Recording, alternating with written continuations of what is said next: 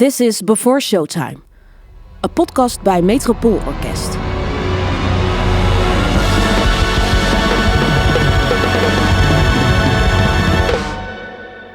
Aretha. Her first name is enough. A voice that could hold both power and vulnerability. That could whisper, preach, comfort and command, sometimes all within a single line. From the gospel churches of Detroit to the world's greatest concert halls, Aretha Franklin became more than a singer. She became a sound of dignity, freedom and soul. The Queen of Soul. In this episode of Before Showtime, a podcast by Metropole Orkest, you'll hear from two extraordinary artists. Jules Buckley, chief conductor of Metropole Orkest, Grammy Award winner, and one of the most versatile conductors working today. And vocalist Sheléa.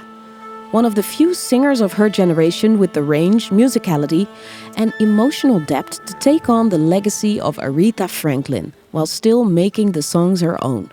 She's mentored by Stevie Wonder and a protege of the late Quincy Jones.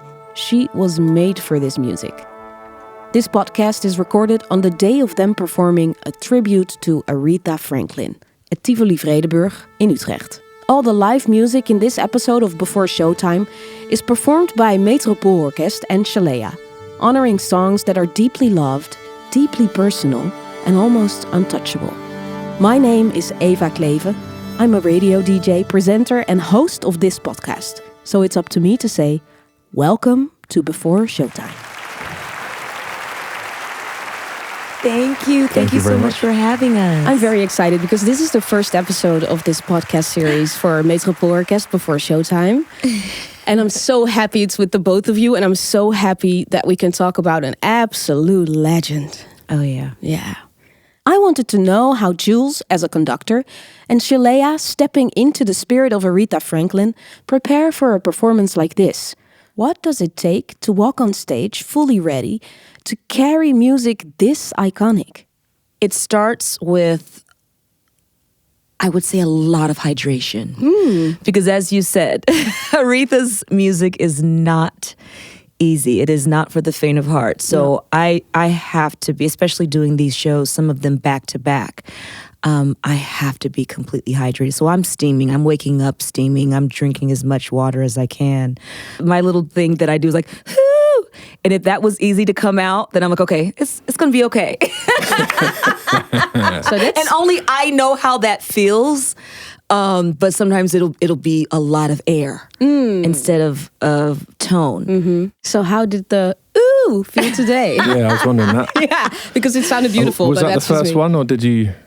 Did you ood before? I think I oohed last night, and then I just ooh throughout the day. And like, I'm so grateful that I have been able to be so intimate with my instrument, where I feel everything, every little tiny change. And so people will say all the time, like, oh, I didn't notice, but I know how it feels, and I'm able to work around that. And that's just because of the intimacy of doing it over and over and over again. I'm in good shape. What about you, Jules? What kind of day do you have when you know you have a performance like this in the evening?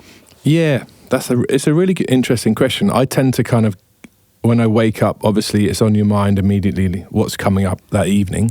We've done 2 shows already. So today, for example, I would have woken up and maybe over my breakfast, I will have a think about how the gig went, the last one, and what we did and what we could do better tonight, and make myself a little set of notes for that I'm going to hit in the sound check. I always try to do a little bit of exercise to kind of blast the endorphin into the brain. And I always tend to sort of conserve all my energy for when I hit the venue today. So from now, hanging with you and the guys. And then, I mean, I think also, honestly, that Sheléa is being very modest because, as we know in the subject we're going to dive into, like, not many people, honestly speaking, can pull this music off. No. So I think an artist like Sheléa, she knows what she's got in the tank, and she knows exactly what she needs to do to deliver this music. And you've got loads of gears. And I think that just comes through a lifetime of being a student of the music, you know. I think you have to be that way in order to pull off this. And that's what Aretha was ultimately. And that's why she was so crazily good, you know. Yeah. Oh, yeah. Let's dive deeper into this world and music of Aretha Franklin. Sheléa, when did you first hear Aretha's voice or her songs? Take us back to that very moment if you remember. I don't know if it was necessarily the first time I ever heard her, because I feel like there's some artists that have just always been in your life. I did grow up in this little small town, Bakersfield, California, smack in the middle of California. And my family, I was only allowed to listen to gospel music growing up. Mm-hmm. And so I didn't know, some of those early Aretha hits at that time when I'm, 7, 8 years old. The album I know backwards and forwards is Amazing Grace. Mm-hmm. Her gospel album, which is ironically her best-selling album to date. And so I have just incredibly vivid memories of driving to church, and that was the soundtrack to my ride to church. And I'm 7, 8 years old, and I'm having this emotional response. I don't really understand why yet.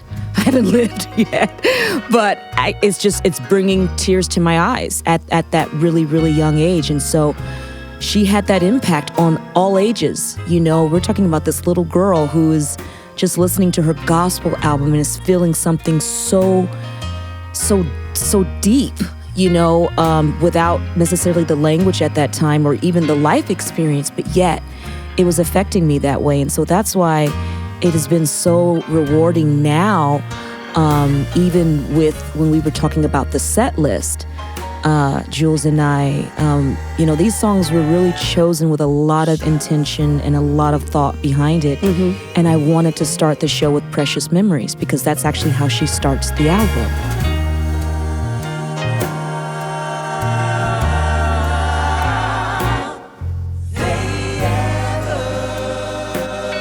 That is really the core of who Aretha was. Before anything, she was just a church girl.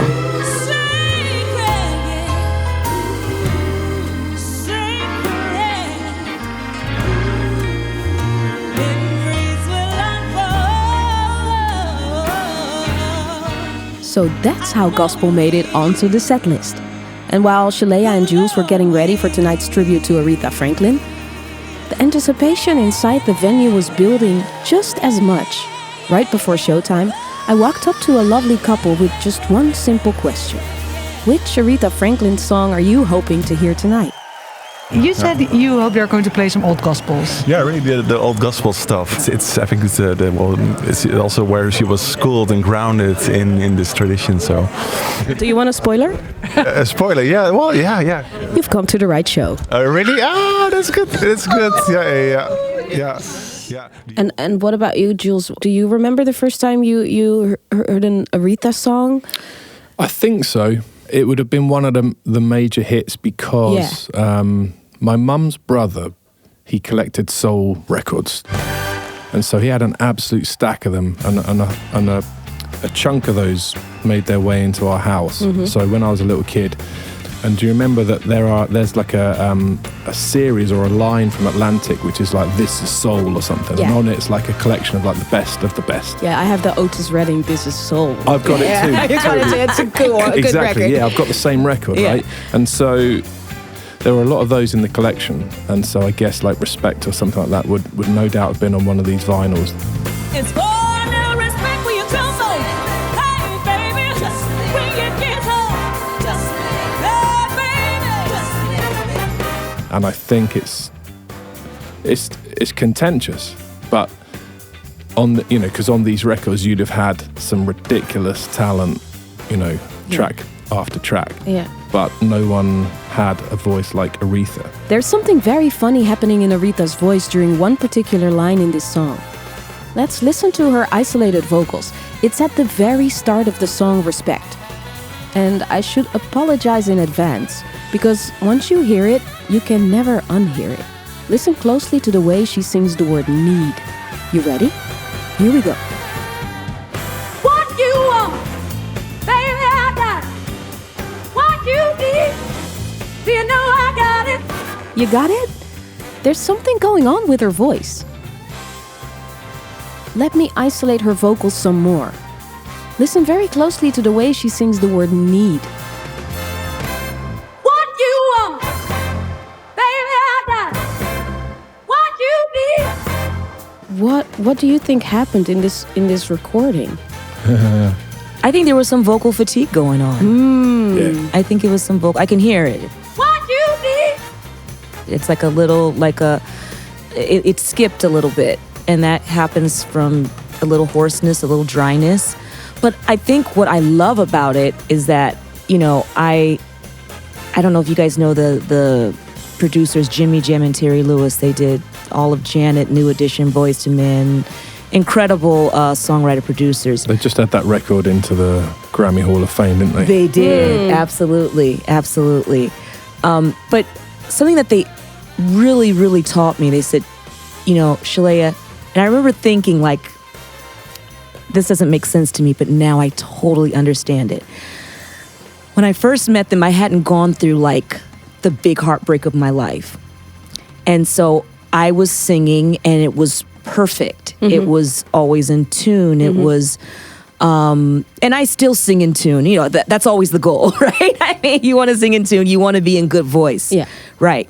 But they said when you go through your first heartbreak, your voice is going to change. It is going to be baptized by pain. And you're going to be able to use and go to another level. Mm. And they were so right. They also taught me that what I think is a perfect take is not always the take that gives you that feeling and that heartache.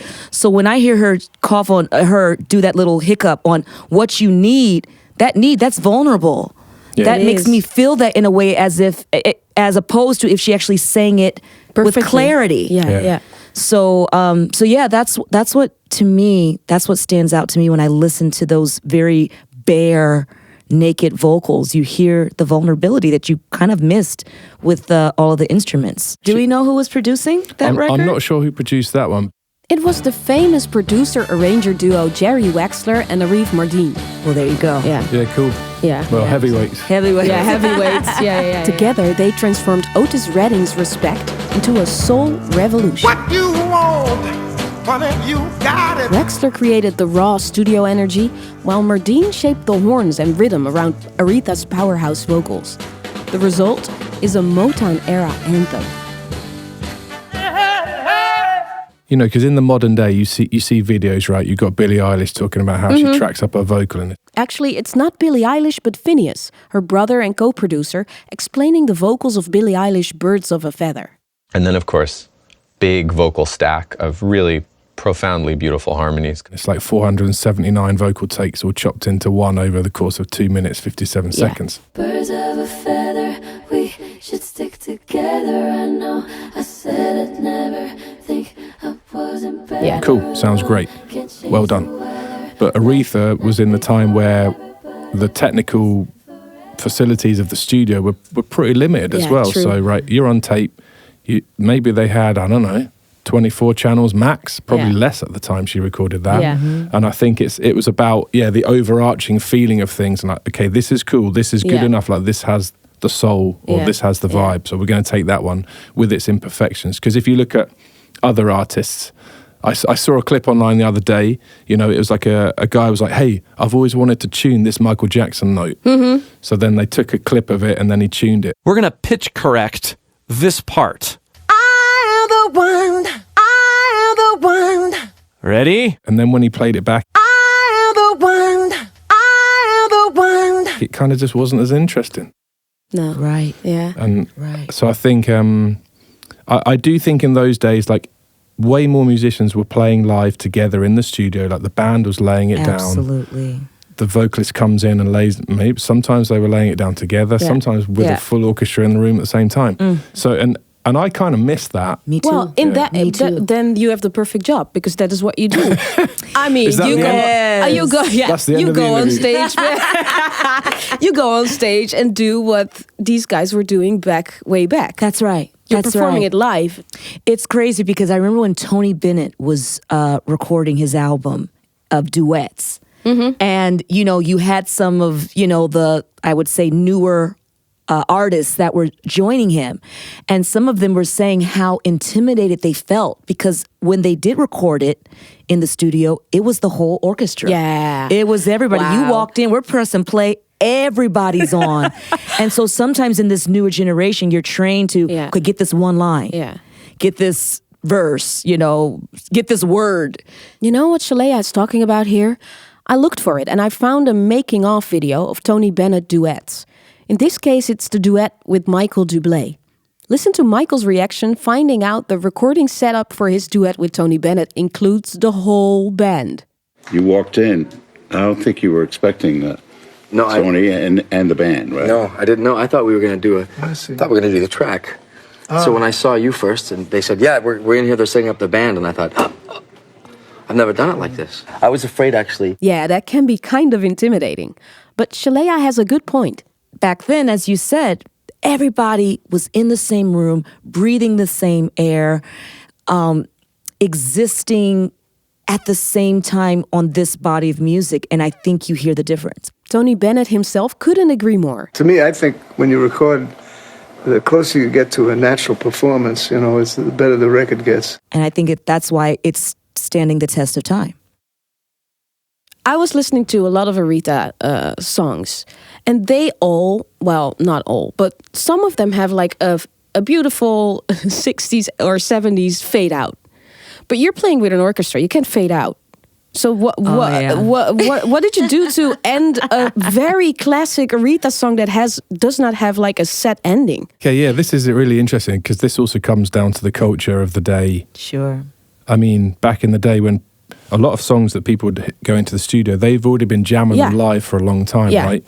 So they'd have figured out maybe like the kind of showstopper ending, but then they think, well, that doesn't really work for the record. So for these shows with Sheléa, we just kind of talked about how the form and how you want to end it and what works for you and what works for us, and just tried to come up with some nice little bookends that make sense musically without diminishing the feeling. But it's interesting, isn't it? Because I'm just digressing, but there used to be this thing where there was like a fee. I don't know whether people ever know this, but there was a fee that used to get lumped onto records, and it was for the fade out guy. No way. Yeah, serious. But this guy never existed. No, he never existed. No one ever knows where the cash was going. That's hilarious. Wow. Yeah. So it'd be like the person that would just pull down just pull it down a little bit more. Yeah. Okay, Slower. Yeah. Because I love fade outs, and they don't really happen anymore, do they? You know what I would do when I was younger, particularly? Because sometimes they would still be singing like their butt off. So I would be trying to crank it up to hear. I did the same thing. What are they doing? Like, oh my God, like they didn't even, like, that's how good they are. They didn't even put their good stuff like on high volume. So that was always fun. Picture a Motown control room in the 1960s. Ashtrays, tape reels spinning, a tambourine still rattling somewhere in the building, and then comes one of the label's secret weapons, the fade out. It's not an ending. It's more of a disappearing act. Motown songs rarely slammed the door shut. They slipped out the back while the party kept going. The engineers would slowly pull the volume down, but the singers, they kept going at it, celebrating, ad-libbing. Sometimes it sounded like they forgot the song was ending entirely. Take this one, What's Going On by Marvin Gaye.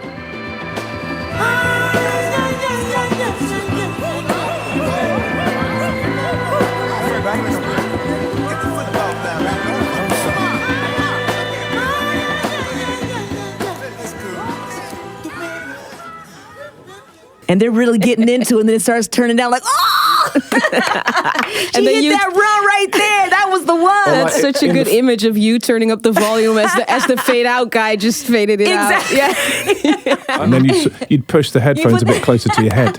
Exactly. Oh, what's that? Ooh, yeah, nice. I wonder whether it created any arguments late after the record came out. Like, you didn't wait for my... Didn't wait for my yeah. I think it continued. I think it was like a fun little nugget for fans. I really think that the artist was like, I want to make them turn it up. At least some of them. You know, like take one track, like Think, obviously has a kind of showstopper ending to it, doesn't it? Actually, it doesn't. The original 60s version of Think ends with a fade out. In the 80s, when the song was used in the movie The Blues Brothers, the showstopper ending Jules is talking about was added.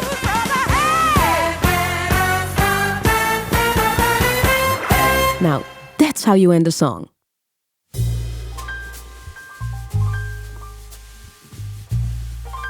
Aretha Franklin released 38 studio albums and 6 live albums during her lifetime.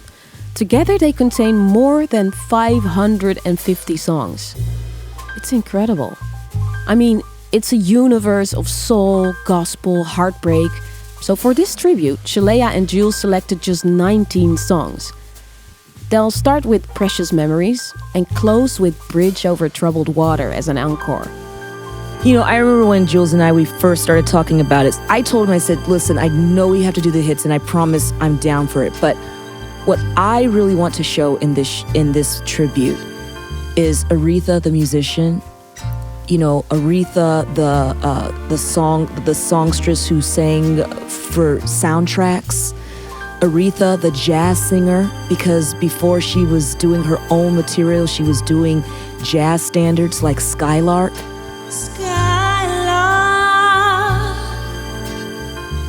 Have you anything to say to me? Sorry, so those are the ones that I kind of fought for. Songs like Skylark, you know, which I remember the very first time I heard her sing that and she hits this crazy high A flat. And I'm like, oh my God, that note came out of nowhere. You know, I wanted to include Sparkle because after a slump, you know, Curtis Mayfield, he wrote and produced that whole record for her and put her back on top. You know, she was kind of like, you know, headed a little, just going down a little slope, and that brought her back. So those are some of the songs that I feel like I wouldn't want to do this show without some of those rare songs. It's more of like the deep tracks for me. Yeah. And what about you, Jules? Were you immediately on board with this interpretation of a tribute? Well, Sheléa, she just said it. She said she made a had convincing to case. wrestle for these. She threw me under, and it was a fight. Ooh. It was no. We fight. Well, I have the set list right here, and they're on. So good job. The truth is, like Sparkle, because I didn't know that track, right? And that's my favorite track now. Wow! For sure. And I think, like, I've always been a big Curtis fan, and I didn't know that even actually up until this second. But it makes sense, and part of me, I bet he even wrote it in that key, right? And he was just doing his falsetto thing, and then he probably sang it in terms like, "Hey, what do you think about this?" We were so lovely, wasn't we? I just think that track it's kind of indicative of a period of music where I just love the production. There are on a lot of tracks from that time, a lot of orchestra on it. And on Sparkle, the arrangement is what we play tonight is a kind of faithful representation of that. For sure. And I just think it's such a vibey tune. So I love all the hits, but I think that the audience deserves to know the deeper cuts. Right. Yeah. Right. We've already touched on the genius of Curtis Mayfield and the unmistakable soul of Aretha Franklin. At the very end of this podcast, you'll hear a full song from tonight's performance, written by none other than Stevie Wonder. A song that would eventually find its way into Aretha's legendary repertoire. But tonight isn't only a tribute to the Queen of Soul. It's also a tribute to a man, a myth, a legend. Someone both Sheléa and Jules hold very close to their hearts. Because without him, this entire show may never have existed. The person who indirectly brought Sheléa and Jules together, the person who inspired this tribute to Aretha Franklin, was the late and great Quincy Jones. A visionary. His music, his generosity, and his belief in bringing people together still echoes through every note we hear tonight. Somewhere,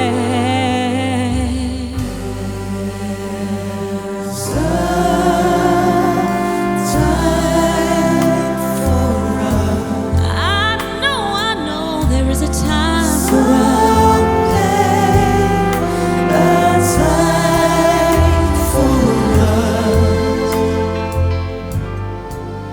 And Q means a lot to both of us. In fact, that's how we even met. I feel so blessed that I have been able to live in the time of Quincy Delight Jones, you know? And I came obviously at the end, but it has been just so meaningful to my life. He has been such an angel in my life. His production company managed me for a bit.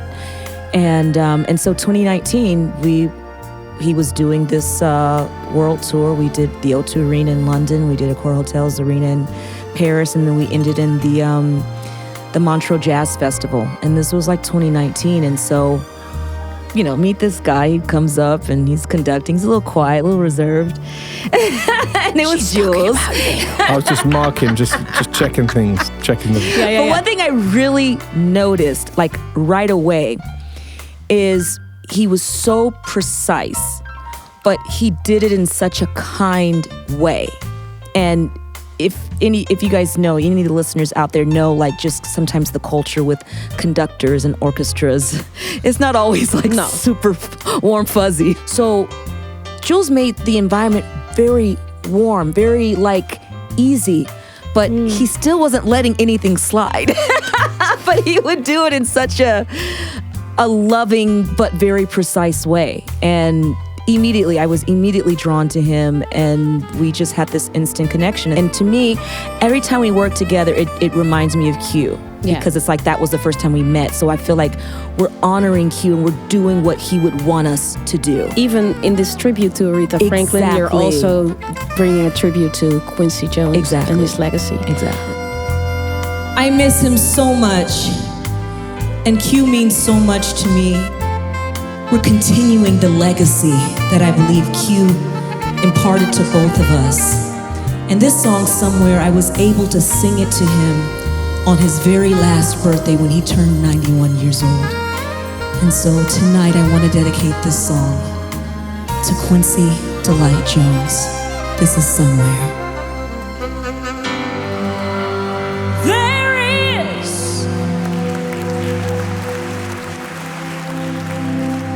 There is a place for us. I know that there is a place for us. Hold my hand, and we're halfway there. Hold on to my hand, and I'll take you there.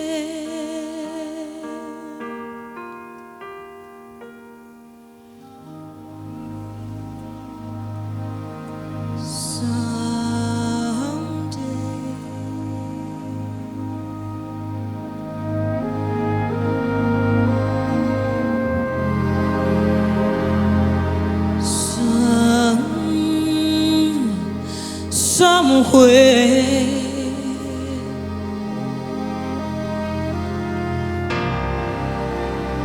Now that's how you pay tribute. Metropole Orkest together with that lovely voice of Sheléa. And the audience loves every second. In the break, I walk up to a woman that was just ordering a nice glass of wine to ask her about her thoughts on Aretha and the show tonight. I really loved that song she did with Somewhere.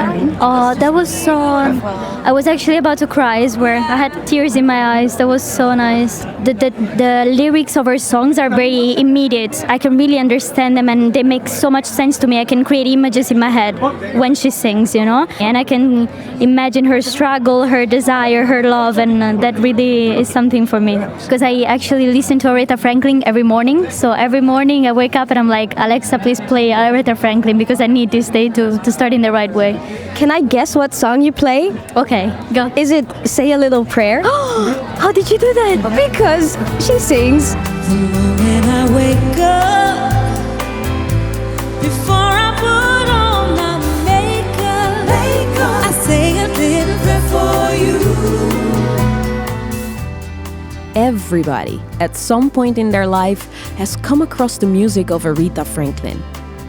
I mean, her songs have been covered by countless artists, from superstars to amateurs in karaoke bars. In one interview, Aretha was asked what it felt like to hear so many people singing her songs. How do you feel about artists covering your songs? It's the most sincere form of flattery. It really is. In most instances, it is. Especially had to add that little. Just a little bit of shade at the end there. Who was singing that night? That's what I want to know. Patti LaBelle. We couldn't help but share a laugh about the legendary shade she could slip into an answer so effortlessly. And somewhere in the conversation, we drift towards Stevie Wonder. Now, this podcast studio has a pretty beautiful setup. You can see the full conversation, by the way, on the YouTube channel of the Metropole Orkest, if you search for Before Showtime. In this space, there is a turntable in the corner. So I couldn't resist bringing along a few vintage records from my own collection. And there was one song in particular, one moment pressed into vinyl, that I really wanted to share with Sheléa and Jules. I have it right here. Do you want to listen to it for a little bit and then talk about it? Cool. Wow. So this is Stevie's version. Yeah. Oh, my Stevie. Oh, you don't call anymore. I sit and wait in vain. I guess I'll rap on your door, tap on your window pane. Man, it's mad how many songs he wrote for other people. Yeah, it's crazy. Can't Help It for Michael Jackson. Wow, yeah, totally. And the one that I was like, oh my gosh, Tell Me Something Good, Shaka Khan. Oh, wow, But what's crazy is you hear the chords. Yeah. Like after you realize it, you hear like da da da. He loves that chromatic changes, you know. So yeah, you But hear also- it until you come back to me for sure. Nice. But yeah, it's crazy. Like I've heard Stevie's version, but I guess hearing it kind of afresh, like as we're doing this show, you really see how much Aretha just makes songs her own. Mm-hmm. You know, even the melody line, she kind of decided not to do that octave. She kept it, though you don't call anymore, though you don't call. She didn't do that. Mm-hmm. You know, and then just her timing and pacing of things, it's very different. It's like she kind of put the emphasis on, she kind of swung it more a little bit. Yeah. It was like a little bit looser. Yeah. But yeah, they're both so special. I hear such a sweet innocence in Stevie in that record, and to hear Aretha just take it to another level, which she usually does with songs, you know? Same thing with Respect. She's like, it's mine now. It's like she wasn't just a singer. She was a musician. She was a songwriter, you know, an arranger. So I that puts her at number one to me. She doesn't do the same thing twice. Billie Holiday said she never sings the song twice. You know, I think in those days, they kind of wanted it to be new to themselves. Mm-hmm. You know, that's what helped them get to like a really cool performance of making it interesting for them first. Yeah. And then for the audience. Yeah. Yeah, I mean, touring in those days was hard.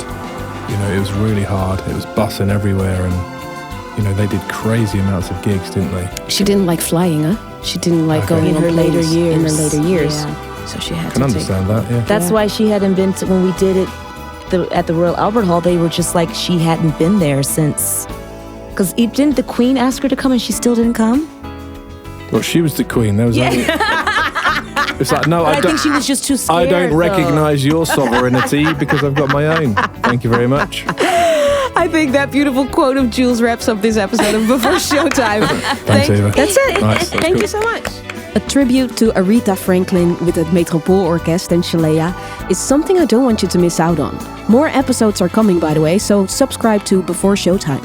And since you made it to the very end, here is the full song Until You Come Back to Me, as performed on the 11th of May, 2026. Sheléa, take it away. I am sure that everybody in this place loves Aretha Franklin, right? And so we're gonna just have a night of celebration. Let's go.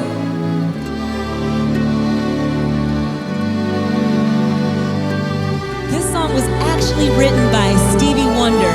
He had an arrangement of it, but once Aretha got a hold to it, as you always know, It's hers now. Here we go.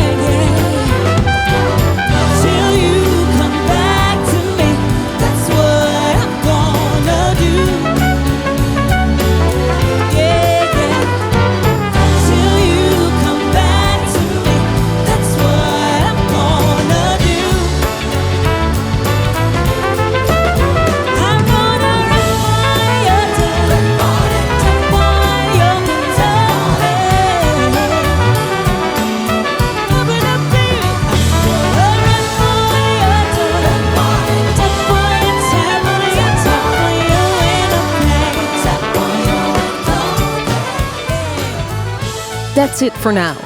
In the next episode, I'll sit down with conductor Jochen Neufer and guitarist Corey Wong, a musician with 6 strings, impossible rhythm, and enough funk to power a small city. Don't forget to subscribe and leave us a review in your favorite podcast app. And if you'd like to watch the full conversation with Jules and Sheléa, you can find it on the YouTube channel of Metropole Orkest. My name is Eva Cleven. Thank you for listening, and I'll see you next time, before showtime.